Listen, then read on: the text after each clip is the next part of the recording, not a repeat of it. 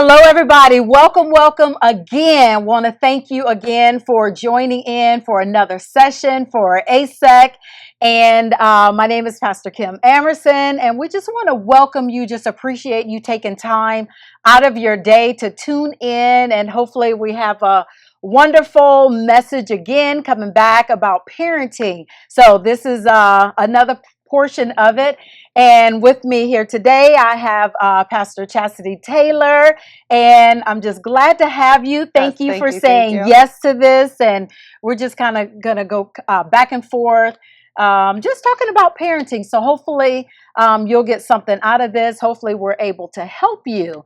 So let's just go ahead and just jump right on in, and let's talk about what does it look like to apologize. Right. Even at my age now, I mean, being able to apologize. But then when it comes to our kids, to parenting, what does that look like, and what does it feel like? I know what it feels like, right. But yes. So, oh goodness, to apologize to your kids because you're the adults, right? And we're always right for the most part, right? At least we think we are. Right. So yes. So, it is very humbling to have to apologize to your children, and but it is something that they need to see. Yes, they need to experience. And when you are wrong, you really need to say that you are wrong. Amen. There was a time that I really remember. I went off on all three of my kids, yes. And I was so angry. Yeah. And I went out on the front porch, and at the time I was smoking. So I was smoking a cigarette. Yeah. And the Lord said, "Go apologize." And I was like, "What?" Me apologize? Right. They were the one who was wrong. Right. And he's like, "Go apologize." And I'm like, "Oh my gosh. Well, can I please just finish my cigarette?" And he's like, "No." So I threw my cigarette down. Yeah. And I went in the house and I went, "So I'm sorry. Ooh. I just want you to know that I am sorry." And I walked back outside, and yeah, that's not how we do it. That's not how we teach them to apologize, right? Right. And I was being told, Yeah. no. Yeah. So I stood out there and I was like, "Okay, Lord, I am sorry." And I walked back in the house and I apologized to all of my kids. Yeah. I apologized for how I reacted. Yeah. Because my reaction I did not have to go crazy the way that I did. Yeah. And then I didn't apologize for what I said. I apologized for how I said it, how my reaction was, and then I didn't go back to what that I went off about. Yes. Because it was an apology. I am sorry. I should have not have talked to you like that. Yeah.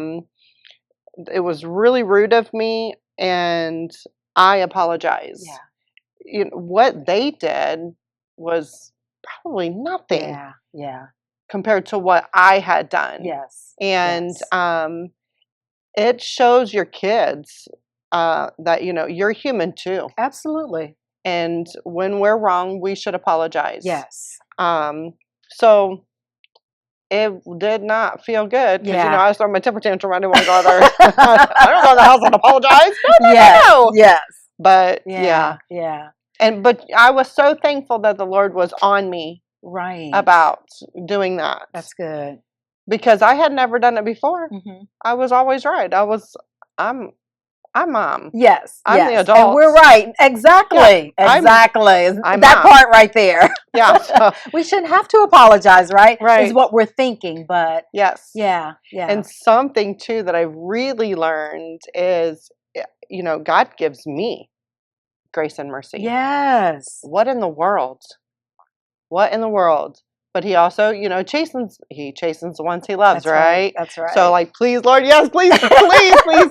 Because, I'm so still learning. Even us. Yeah. Even us. Yeah. So. I love that. Yes.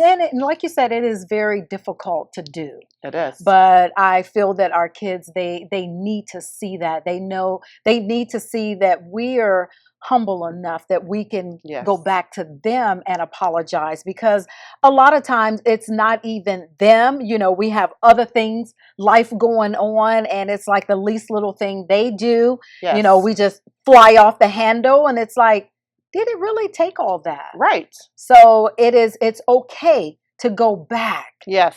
And apologize. Not, I'm sorry, you know. Right. It's like, what? Right. Was that a true apology? Not at all. Right. But just being able to say what you're sorry for. Yes. Yeah. Yeah. And a lot of times it's just, I know for me, you know, it was probably just buildup of something else that was going on. And Right. like I said, the least little thing they do, and it's just like, blah, blah, blah, you know. Yes. And it's like, wow, I really didn't have to react that way. Yes. So, yeah.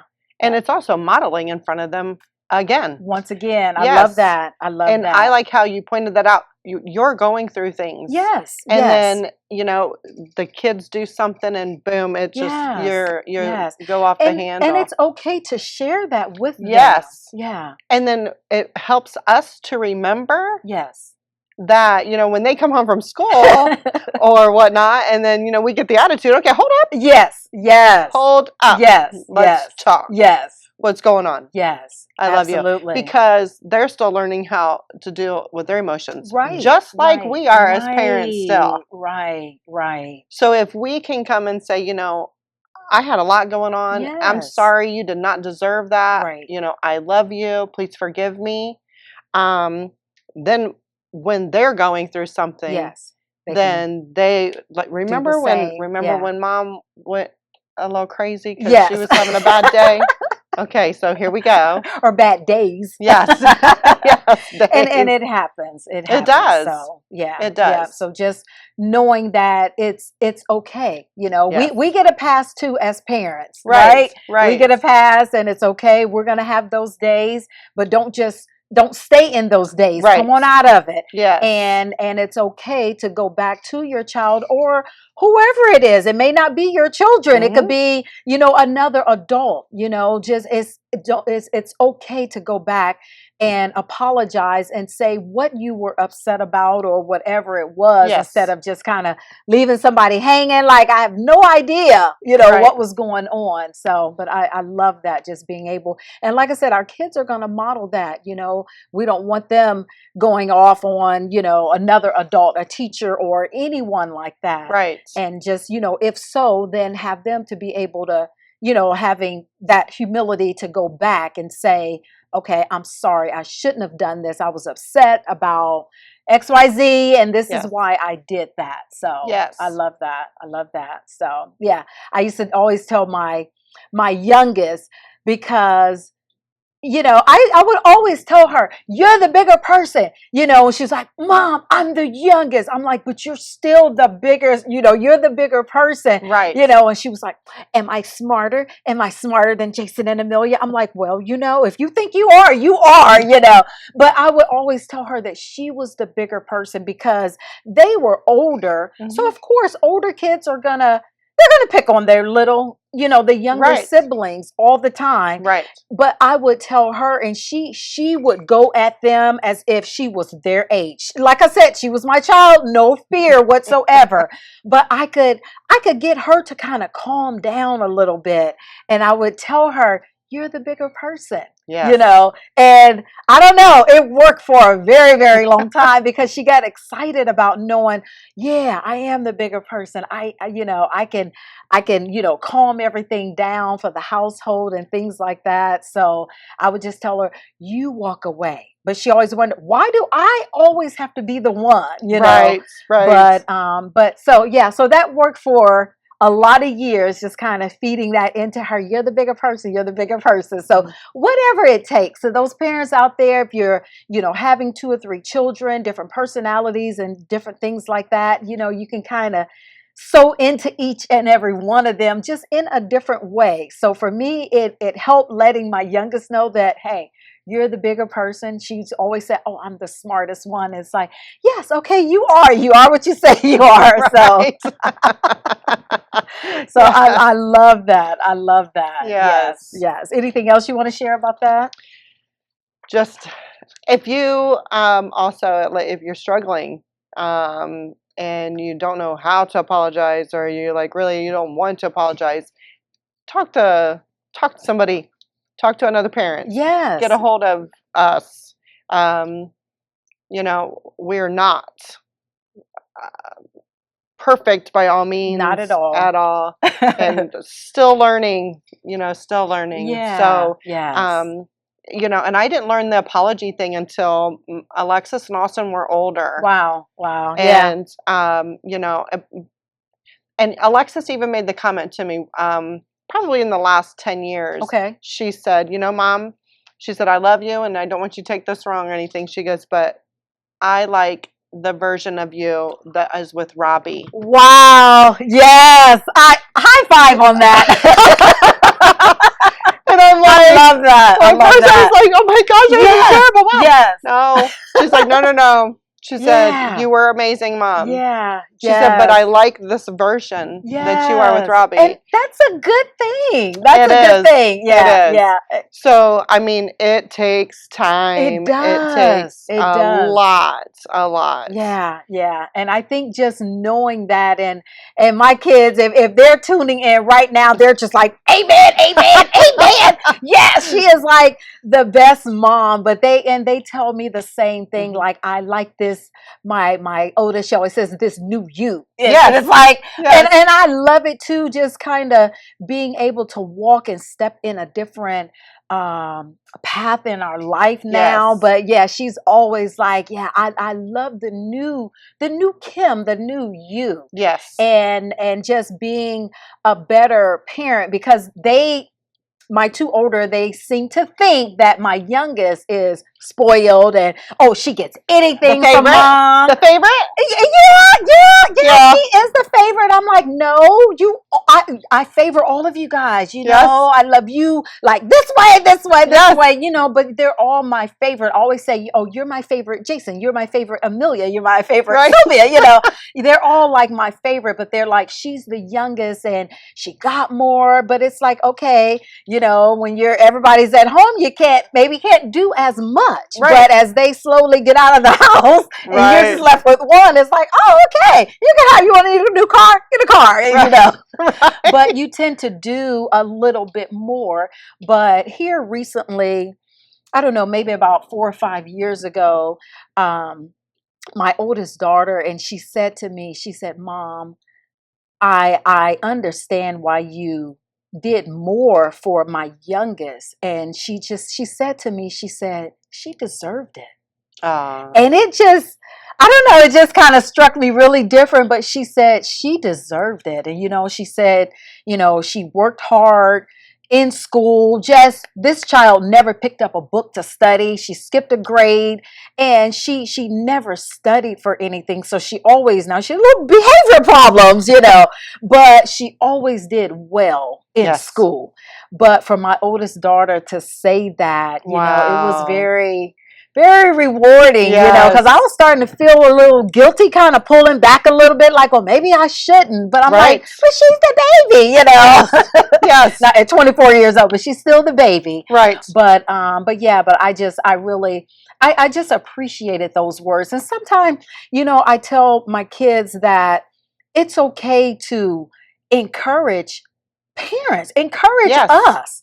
And let us know, like, when we're doing things right or well, like, it's okay. I tell them all the time, I have feelings too. My feelings get hurt, because they think we're superwoman, and we are, right? Yes, we are. But our feelings, our feelings get hurt as well. Yes. So I, was just teaching them to just being mindful, being mindful. At 53, I still want, everything for Mother's Day, birthday, I still want and desire those things. Right. So don't forget about me, right? So, because I got feelings, right?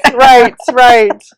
Yeah. So, what is your outlook on just consistency versus over perfection? Oh.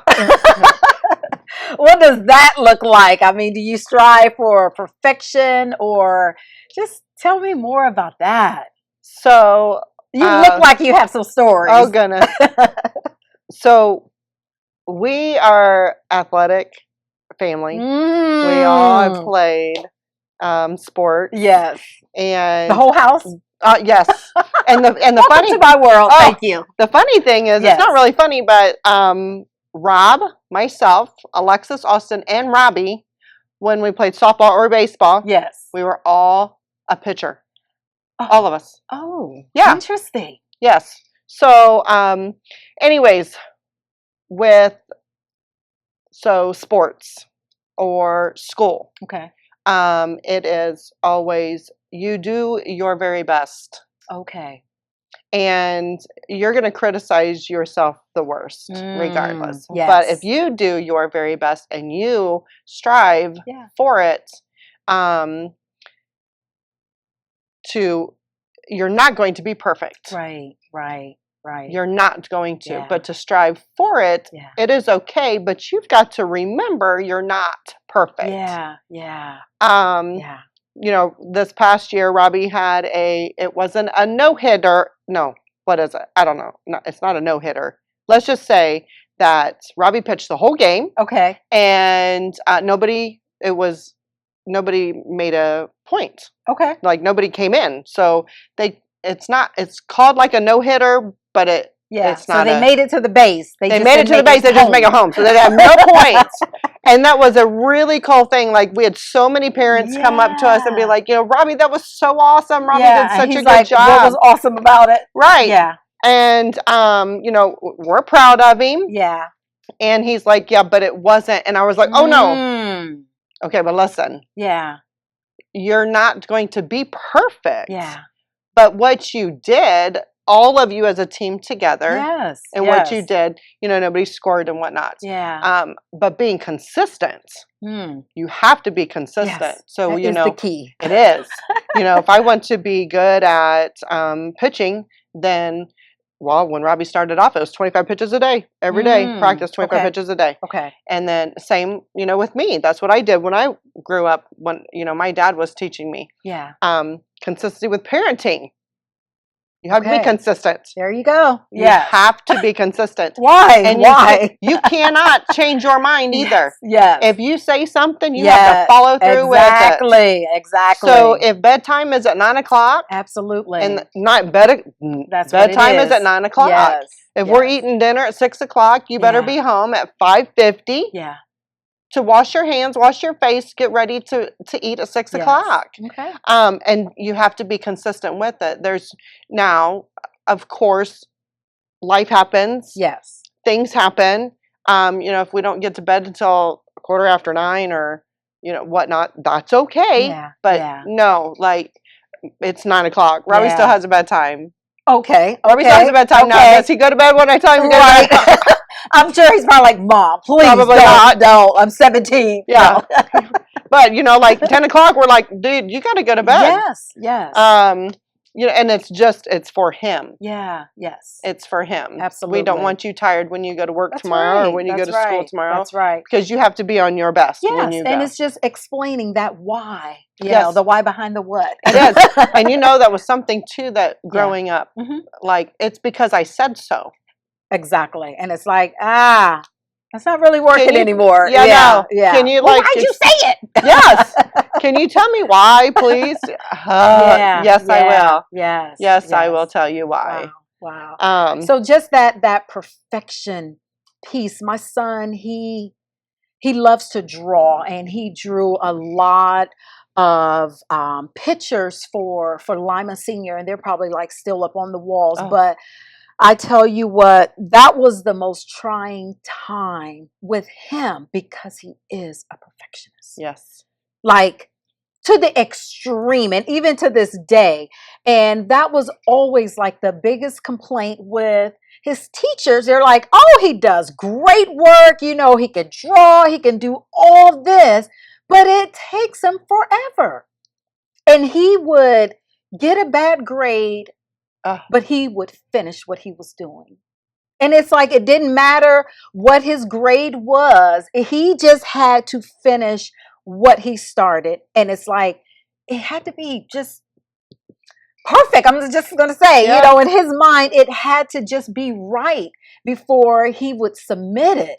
So that I struggled with that as a parent because I'm like, just get the picture done. You know, you're going to take a F or take a D, you know, just get it done and turn it in and then you can fix it later. Right. But nope, that didn't faze him at all. He was just like, no, I'd just rather take the grade. And then I feel like his teachers, they still kind of, you know, came back around and would change his grade, but his work was like always late. So that was hard to deal with as a parent because of course you want them doing their best, but what is their best? Right. Is it allowing them to do what, you know, what they feel is necessary to do? Or do you just rush them to get the grade that we, you know, want them to have? Right. So that was very, very tough for me. And he was like my only one that struggled with that. And I feel like, you know, at 30 years old for him, he's still that same way. So everything is just, right to the point. Yeah, he doesn't miss a beat. So did you notice that with him striving for perfection, did he have any like anxiety or did it manifest in any other ways? Or just turning it in late. Yeah, and he was okay with that. He was okay with it, but I just feel like, you know, sometimes he was just so hard on himself. So maybe just kind of struggling with like letdowns or just not being able to accomplish whatever it was. So I feel like that part was just kind of a bigger like let down for him. But just I would definitely say the anxiety, all of that was there because he was just determined to finish. And I couldn't understand, like, why does it have to be perfect? Like, you don't need to just, you know, smudge in the different areas, but to see his work and everything. And then it was just like, I see why. I see why, you know. But and I was really hoping that he would continue this journey, but then it was like, after high school, I'm not thinking about that. I'm like, dude, you took me through all of this, you know, and here I'm thinking his heart, everything was just in it. And then he didn't even want to, you know, to pursue that anymore. It was just like, okay, so what do you do as a parent? You know, what do you do? But yeah, and it's like, I think just letting them figure it out, you know, and we sometimes as parents, we just kind of have to go with the flow at that age, especially when they're getting into those teenage years where, you know, we think they got it figured out. And I'm thinking, oh, he's going to pursue art. This is going to be his career. And it was like, I'm not looking into that. So, like all the headaches and screaming and all the unnecessary things that I probably should have apologized for, but you know, I didn't. Sorry, but we make mistakes. We make mistakes. So, but I love that consistency piece that you talked about, and that is definitely the key. I mean, I feel like that's even now with everything that we do, and kids they want to see that consistency. A lot of times we think that they don't want to be disciplined or just even things like that.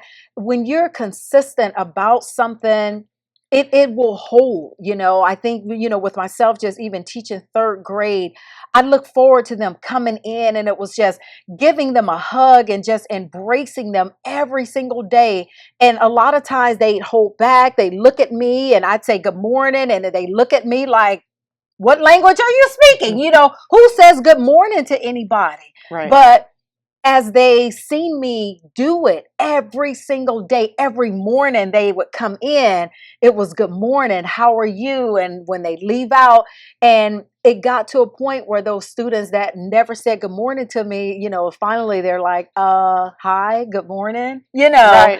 But I think just seeing that, they need to know that you're gonna be there, you know. And I will always tell them, hey, I'll be here tomorrow and I'm gonna say good morning to you tomorrow. You'll eventually say something back to me, you know. So yeah, but I love that. A couple weeks ago, we were at my nephew's graduation party, and my niece was standing there talking to her dad, and she was like, Aunt Chasity is my favorite babysitter. Yes, And I he's love like, that. babysitter. I love that. She's not your favorite aunt? And I was like, well, you know, I'm still my favorite aunt. Yeah. And I said, why? Yeah. And it was because it was a schedule. So I still babysit. Love that. And when they come to the house, breakfast was until a certain time. After breakfast, they were outside. And then they would come in for lunch. After lunch, there was the littles would lay down, take their nap. So that was their time. They had to read for 30 minutes. Then they could go outside. So I had a routine. They had a schedule. It was very consistent. And she said, I knew what I was doing every single day when I came over to your house. Wow. And she said it was the same thing over again. You know, and I'm thinking to myself, oh my gosh, it's boring.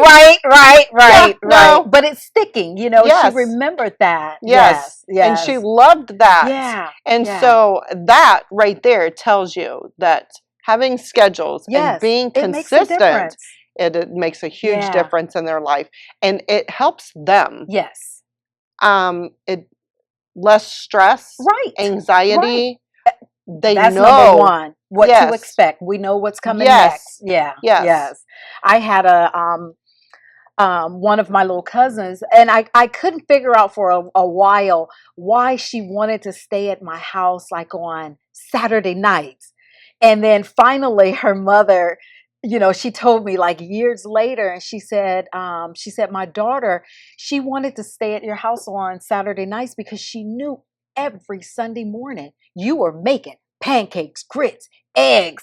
I mean, it was like the works. But we were in church for a very, very long time, from Sunday school. It was like, I mean, we were there all day. I mean, it was like from about 8:45 and sometime close to 3. And don't let it be an afternoon program. We lived there. Right. So I had to make sure that they had a full stomach every Sunday when we left the house.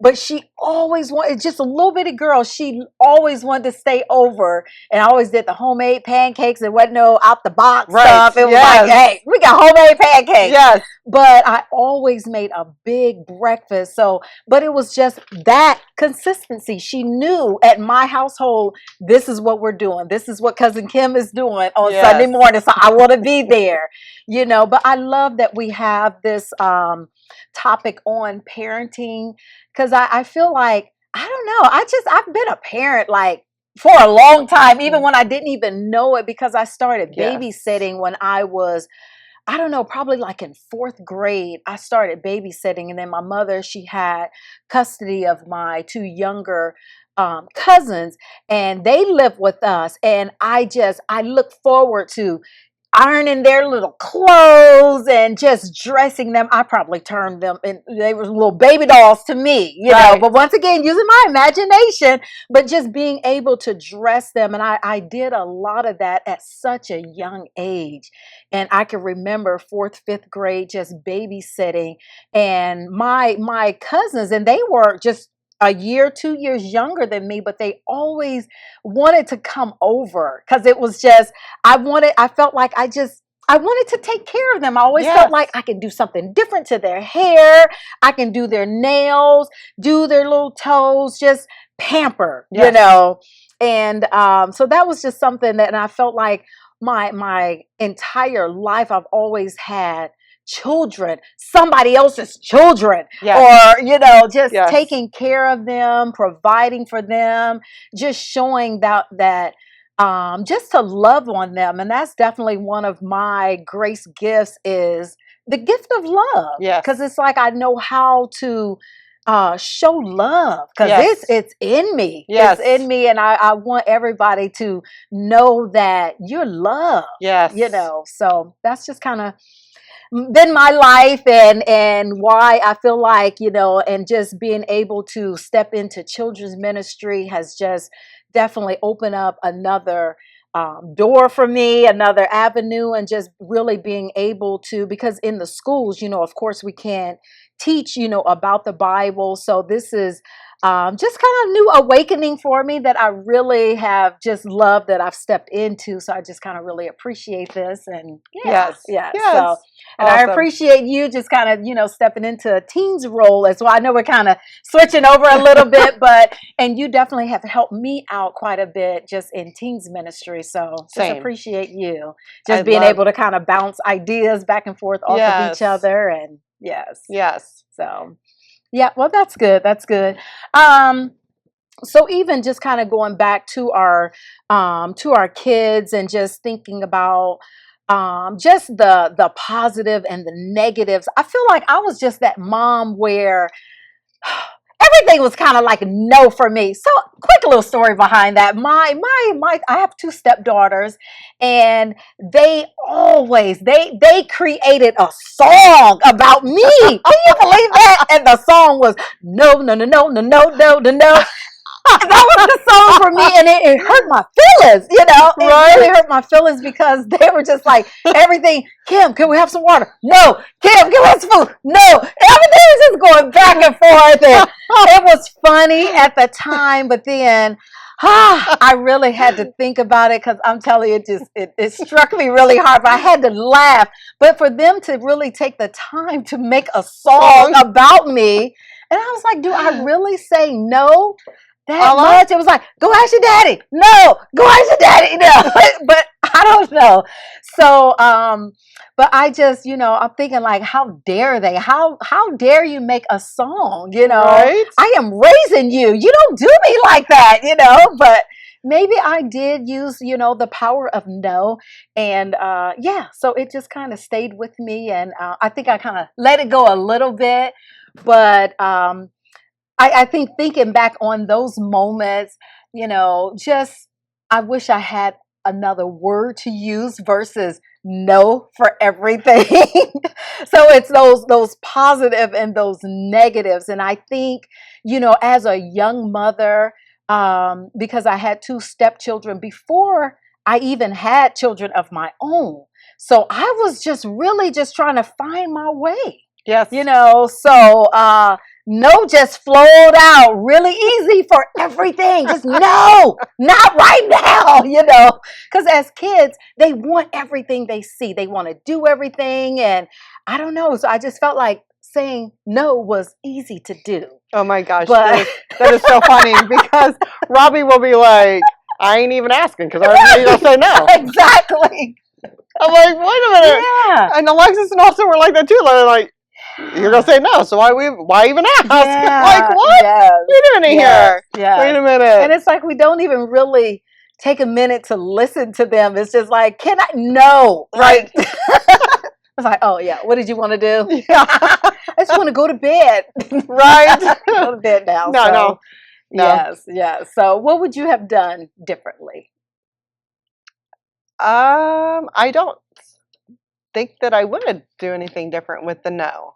Okay. Because there's been things, the world is crazy now. Yeah.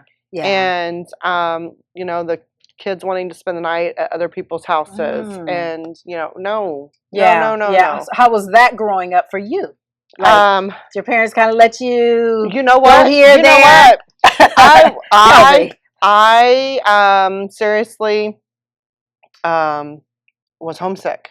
Okay. I never spent the night anywhere. I spent the night at a friend's house. At every slumber party I was invited to, they had to call my mom, come and get, you got to come and get Chas. I'd be like, I want to go home. And I get home and I go right to sleep. Yeah. Just like that. Yeah. And then, so you're saying she would let you go? She would let me go, but then came and picked you up before. Well, when it was time to go to bed, and everybody was like going to sleep. Yeah, that's when Chas would be like, I'm sick. I need to go home. Yes. Wow. Wow. So you faked your sickness.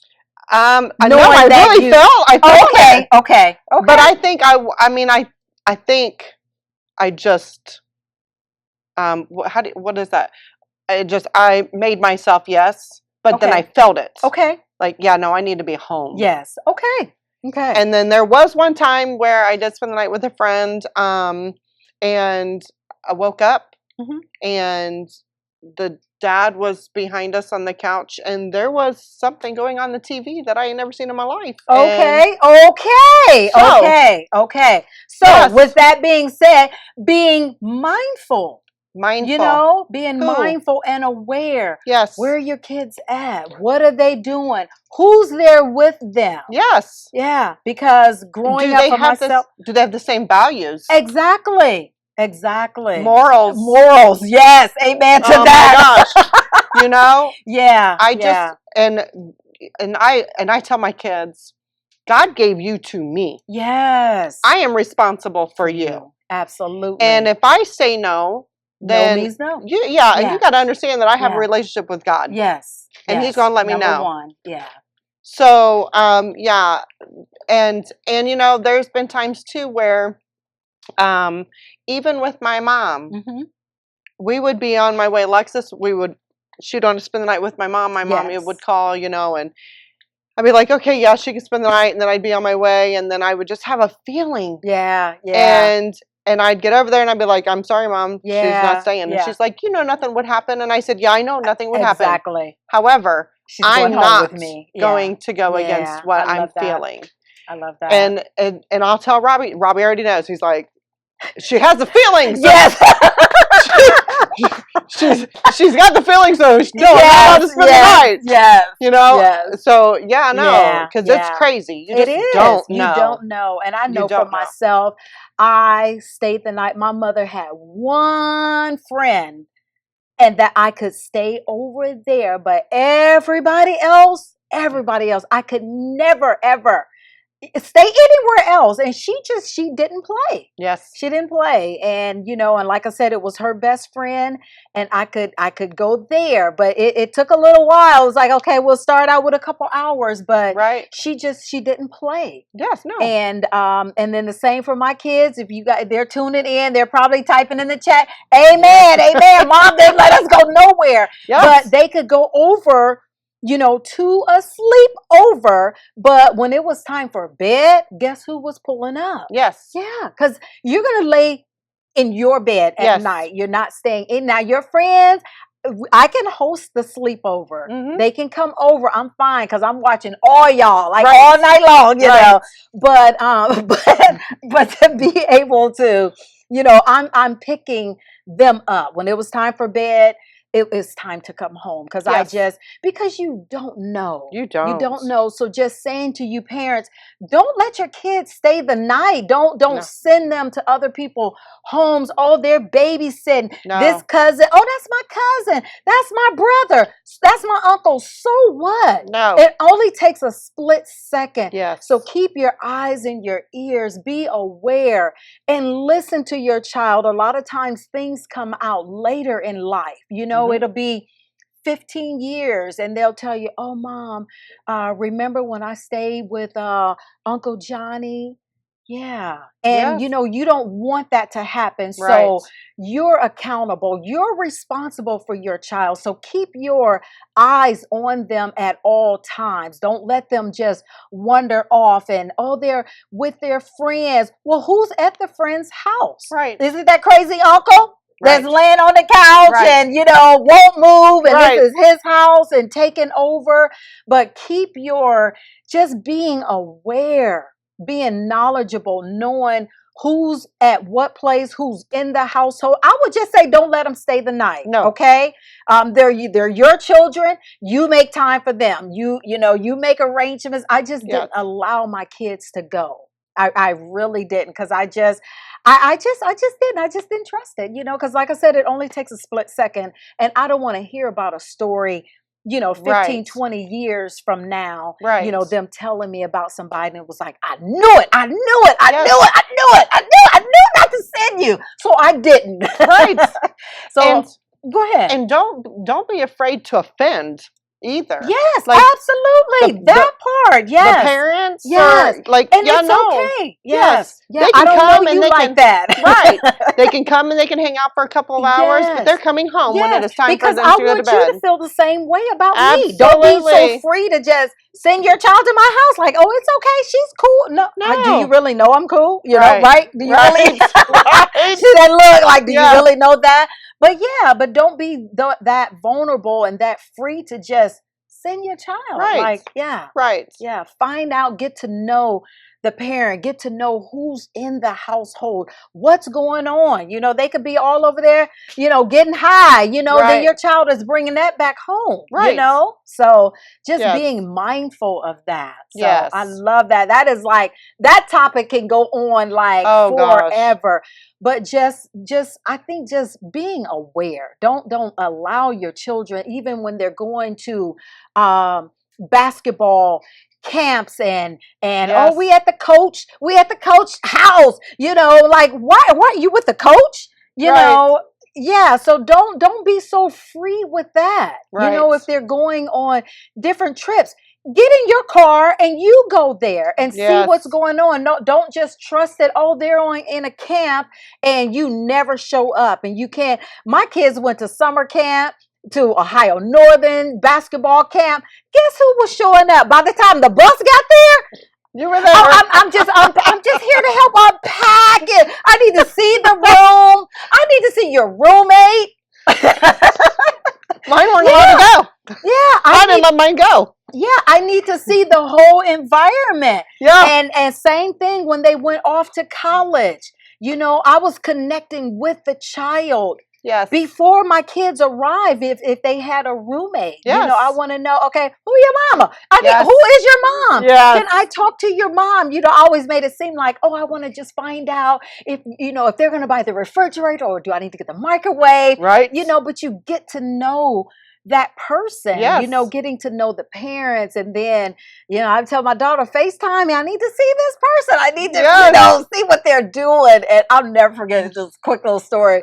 And my daughter, her youngest, never really liked to clean as much, but she had the nerve to send me pictures of her roommate and her side of the room. And she was like, Mom, she's nasty. And I was like, what? You, out of all people, got the nerve to say this person didn't pick up and, you know, her clothes was all shoved under. That was her way of cleaning, shoving the clothes under the bed. We need to talk about that as well. Right. But that was her way of cleaning her room. Yes. And, you know, it took me to go into her, this is when she was home. Okay, now I'm going back to that. But it took me to go into her bedroom and, I cleaned her room up. But guess what I did? I put all them clothes that was underneath her bed, cereal bowls and all kinds of stuff. You didn't even know it was cereal anymore, or milk, you know. And I just bagged it all up in a trash bag and I put it out in the garage. So she had to use the garage to sort through her things and make it nice and neat. She couldn't just pull the whole bag, because see, if she had to drag the whole bag in, guess where that bag was going to go? She was going to shove that somewhere. And it was like, no, you start from the garage and start cleaning that stuff out. She was the only one like that. But anyway, but back to her again. So I'm sorry. I ain't even going to say her name, but I think you know Sylvia. But anyway, but she was the one that that sent me a picture of her roommate's side of the room, just how filthy it was. So, you know, I think just through all those years, you know, she learned that she should have done better. And now it's like, okay, Mom, I'm a clean person now. Now when I go to her house, if I take my coat off and put my coat on the chair, she's like, what are you going to do with that? You going to hang that up? Your shoes go here. I'm like, who are you? I'm the parent. You know, I can come in your house and do what I want to do. You did that at my house, right? So who's going to discipline who? So. Right. You know, one thing, what I do with my older ones, with when Alexis moved out, and also some of Austin's friends too, when they would come over to the house, I would get their phone numbers. I have more of my children's friends' phone numbers in my phone than anybody else. Yes. And this is what I let them know. Yeah. When you're with one of my kids, you're with Austin. Yeah. You can't get into his phone to call me if he needs me. So I want you to text me your number. That's good. And I will never contact you. I won't contact you. Right. I don't need to. Right. But you need to get a hold of me if one of my children need to get a hold of me. I love that. And they're adults.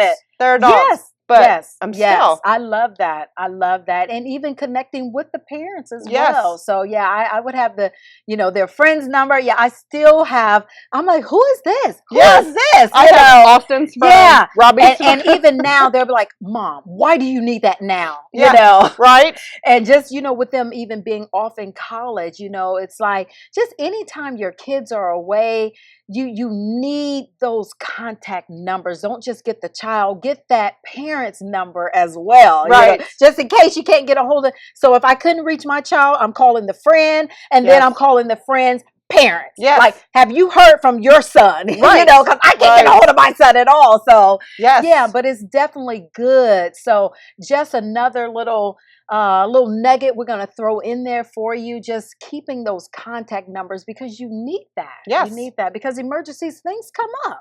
So yeah, that's good. And you know how I am, and I'm sure how you were. If they still have my number, they can still call me. Because if they need something, you can call me. I'll pray for you. And sometimes I'll just be going through the phone. I'll be like, what in the world? What in the world?